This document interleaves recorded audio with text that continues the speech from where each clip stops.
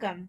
So in this lecture, if you recall, in an indefinite integral, there was a constant. And I want to do an example where we actually have to solve for that constant.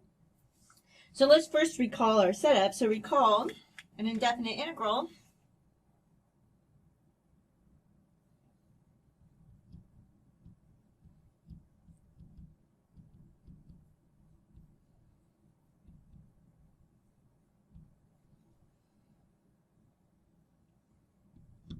What does it look like?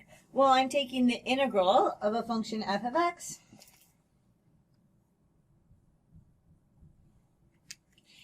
dx. So this is where, so it's indefinite because it doesn't have bounds, okay? And then this is going to equal, and I'm going to get some kind of,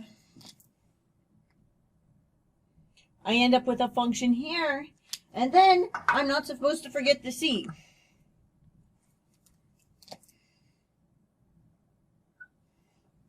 Okay, and so what are each of these pieces? This is the antiderivative.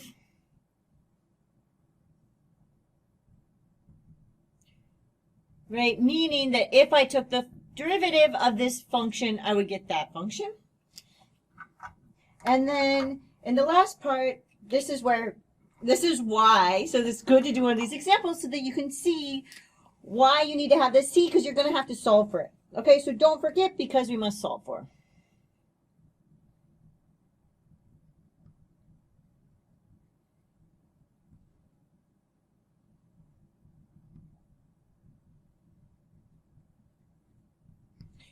Okay, so now I'm going to actually write out the example. So here's our setup. We're doing an example now. Maybe I'll emphasize that. So this is an example.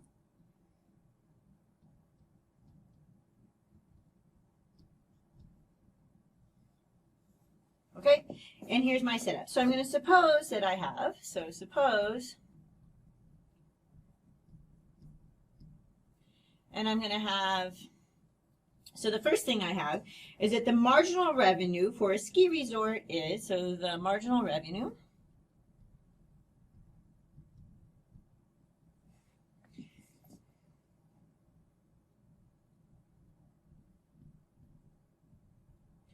for a ski resort is, and then I have mx equals 50 minus 0.01x. This is a minus sign if that's not clear. Okay, so I have this, and I'm going to have, I'll write a little and here. The second thing that I have, and notice this might be written out in paragraph in the beginning, but there's nothing that says you can't rewrite it for yourself in a way that makes it clear to understand what's going on. And this is just breaking down the structure and being like, oh, this is what I'm supposing. These are separate things I'm supposing, so I can put and in between them. That you don't even need to understand what's going on in order to do that step. But I find it personally very useful, so I often do this. Okay, so at $50 per ticket,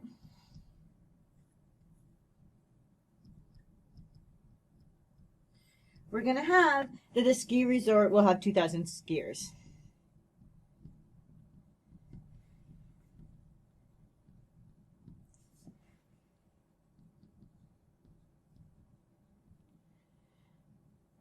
So it will have 2,000 skiers. Make sure I get the numbers correct. And also how to spell skiers. I don't know, did I get that correct? I feel like as a Canadian you should know that. Okay, so then we need to kind of break a few things apart. Actually, before we do that, let's figure out what our task is, which is what is the revenue equation. So our task, which is another thing to kind of pick it up, is like who's giving, like where's all the information, and then what is your task. So what is the revenue equation?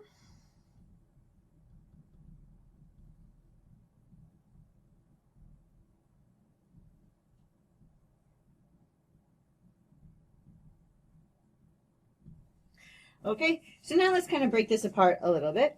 So let's look at what's going on here. So what is marginal revenue? So marginal revenue is going to be, this is actually going to be, so we're going to call this mx, and this is actually the derivative with respect to x of our revenue.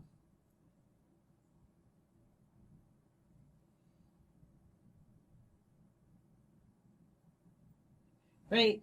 Where, okay, so now we need to think about what that means for a second. So we need to understand what our revenue equation is, and maybe I'll put this over here where I have that Rx is equal to Px, where this is the price, and this is the units. I did this for you that I looked up all these things. I'm a mathematician, but I thought you would like to have an example that kind of related to these kinds of things. So I looked all this up for you. Okay. And so now what are my P? I have P and X somewhere in here. So that's the thing to identify, right? We've got we know that we're looking for a revenue equation, and this is going to be, so this is my Rx. Okay. We know that we've got the marginal revenue, which is the derivative of that. We know that the revenue equation is P times X. So, and this is a P. This is a particular P. This is our when P equals 50. This is a particular value of X, right? This is X equals 2,000 units.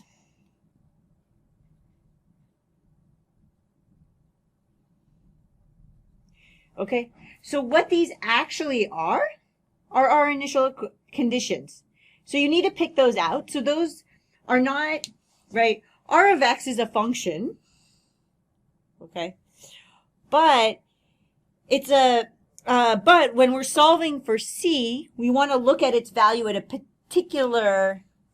a particular circumstance. And the particular circumstance that we're looking for is when P equals 50 and X equals 2,000, so that R of X equals 50 times 2,000, which is 100,000. So let's just kind of get started on this. So we have our setup, we have our task, we put a line here so that it's clear that that's all our setup, and now we want to do our solution.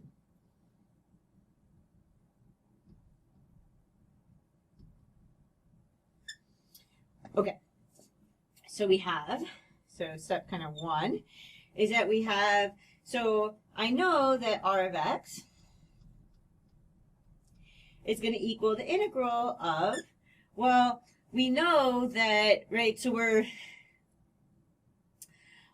we know that the derivative of R of X equals M of X, which means that this is going to be the antiderivative, which means that when we're integrating here, this is precisely, so this MX is precisely what we want to integrate. Okay, so this is going to be 50 minus, and then I have 0.01 x. And then this is a dx. And I can go ahead and integrate that, and I can get 50x minus 0.005 x squared plus, and then I know I don't have enough colors. All this was in red also. Don't get disturbed by that. I want to make my C red there. Okay. So this is what we're going to have to solve for. The other thing that we're going to need to know, though, is that Px, right? So Rx actually has another format, which we're going to need. So Px equals 50x minus 0.005 x squared plus c. Okay? Why did I do that? Because I want to be able to use my initial conditions of P and X to get R of X, so I needed this to be written in that other form. So let's call this star.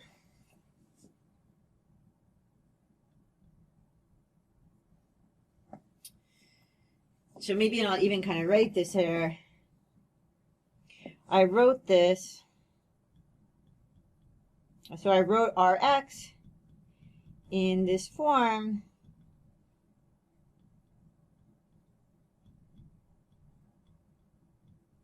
so that I could use P equals 50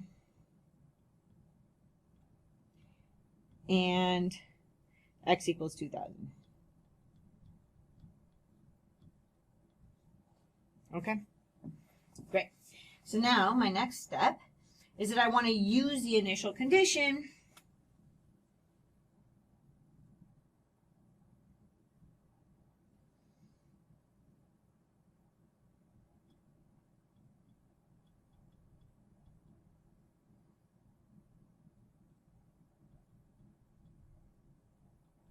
where I have that x equals, so my initial condition is that x equals 2,000 and not P equals 50 to solve for C.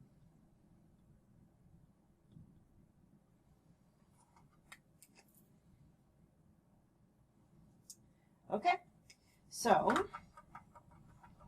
going to clean that a little so it's going to be easier to see what's going on here.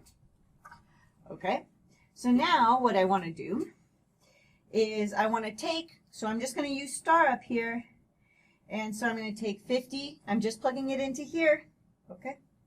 I'm going to take 50 times 2,000, and I'm going to get that this is going to equal, okay, well, I'm just plugging this into star, so we're using star,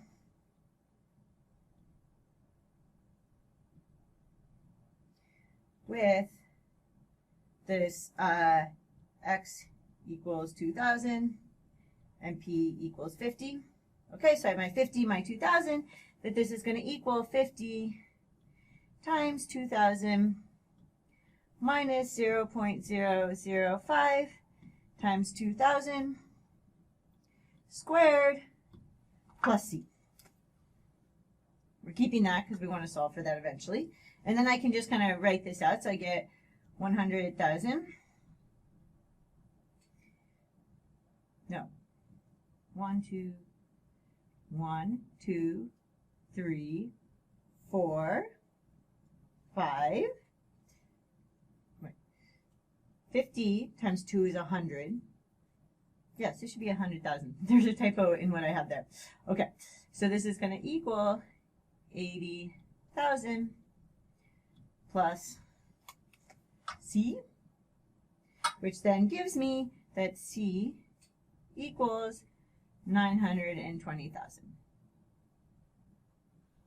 Sometimes students get a little carried away. They're really excited. They're like, oh, I went through and solved all this. I got C. And they're like, oh, done.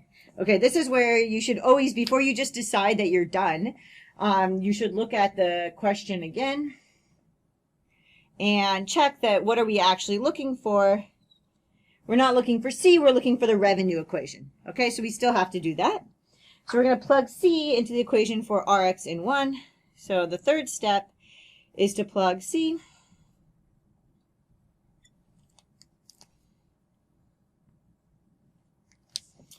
into the equation for Rx in 1.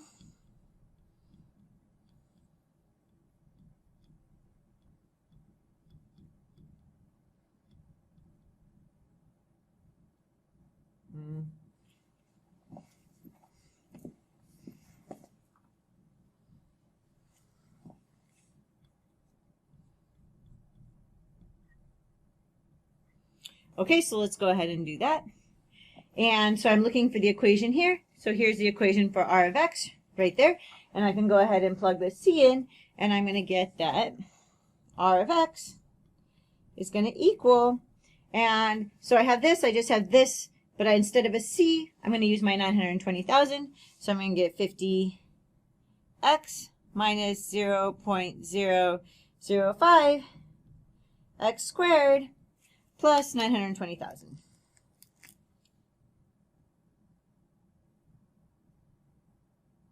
And I'm done. Because this was what I was being asked for. Always important. Okay? So let's kind of talk through what I did here a little bit. The first thing is really, a lot of it is like parsing what's going on. I understand that. But it's a good example to kind of sort out for yourself. Marginal revenue means that I've got a rate of change, so that's the derivative. To go back to a change of, to go back to a value function, I'm going to need to integrate. I should be pretty sure of that. Okay? So my rate of change function is here. And so the first thing I know I'm going to be doing is I'm going to be integrating because I'm asked for the revenue. And this is the rate of change of the revenue. So I know I'm going to do that. And this is where I have to be very, very careful not to forget about the C because I need to solve for that. And that's what the initial conditions are going to allow me to do. Now what happens with initial conditions is you stick them into your function and you get a particular output. Okay? So this is really what we're doing here. This is R of X, right?